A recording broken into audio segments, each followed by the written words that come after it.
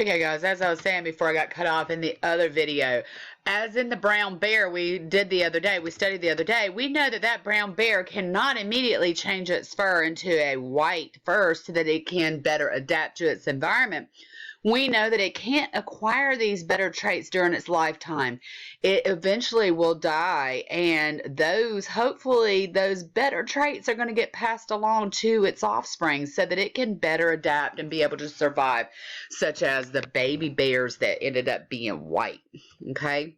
And of course, they could camouflage themselves into the white background of the Arctic and be able to survive better because they could get their fish without being seen by either the seals or the fish in the water, and they could also hide better from its predators.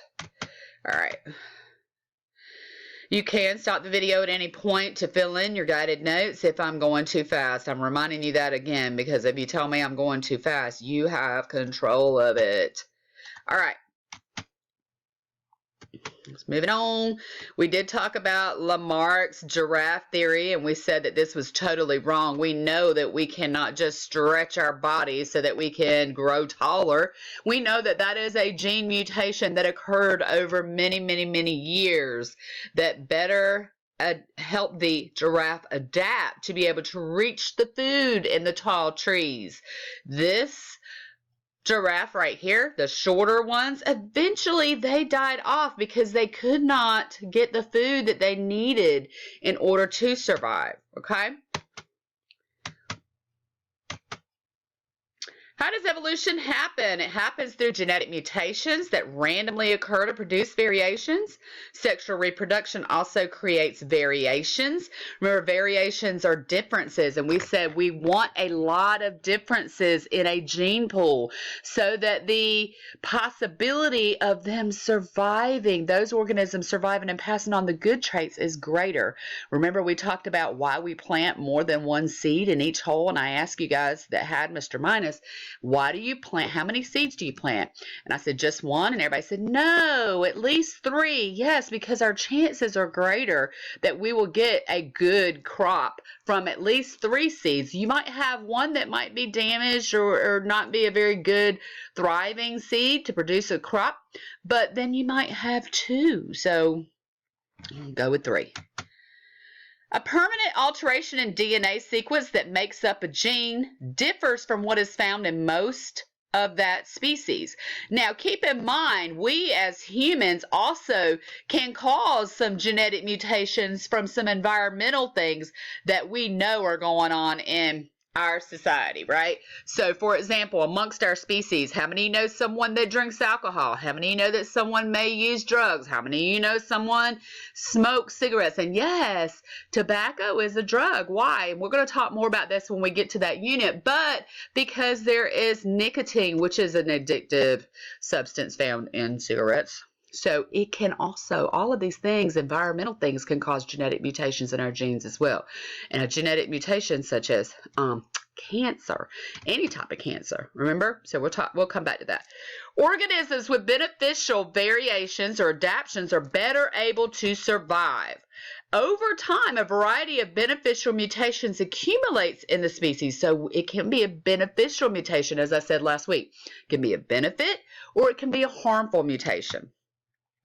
The accumulation of many changes over time can lead to the production of a new species. We talked about that last week as well, called speciation, right? Y'all with me? All right. I'm waiting for my computer to catch up.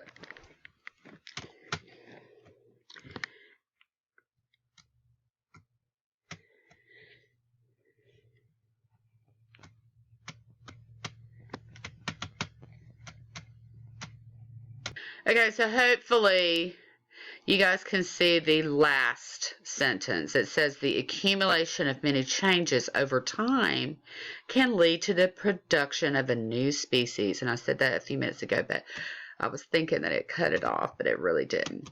Okay, so you can stop at this point here if you did not get all the blanks for your guided notes. You may also rewind.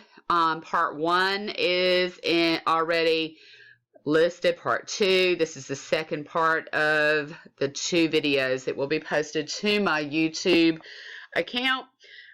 I will have them also posted in Canvas. So your assignment is to get your guided notes, and I'm giving you a copy of that in class. Those of you at home will have to print a copy.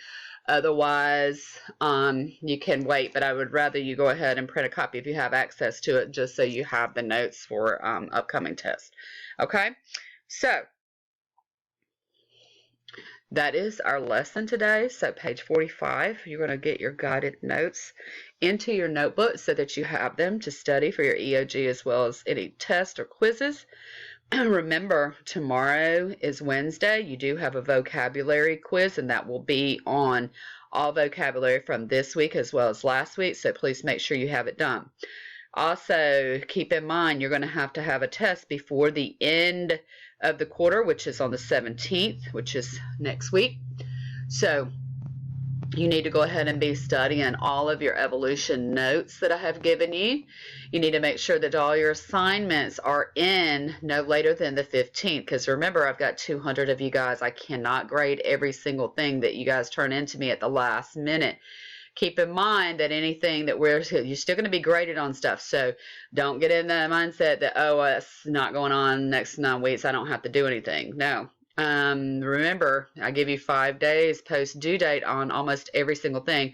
Sometimes you get more than 5 days. A lot of times you get more than 5 days. So when I look at my calendar, if it's here Wednesday, usually I do the next Wednesdays when it's going to close. So keep that in mind. So in order for me to do that, it may look like the end of the 9 weeks is the 17th, and you're doing something on the 17th, and you're wondering why it's not going into the next 9 weeks. Please make sure that you understand that in order to give you that 5-day after the due date, I'm going to have to be pushing that closing date into the second 9 weeks. Therefore, last day for any assignments on this quarter to be turned in is the 15th. Also, all the ed puzzles, if you're asking me how to bring your grade up and I see zeros for all the ed puzzles we've done this 9 weeks, do not ask me. I'm just going to go ahead and nip that. Why? Because, guys, I have been sending you emails religiously to get this done. Still outstanding, get this done. I have no closing dates on the ed puzzles on purpose so that you can make the conscious decision to go back and redo those or to do them for the first time, those of you that have not.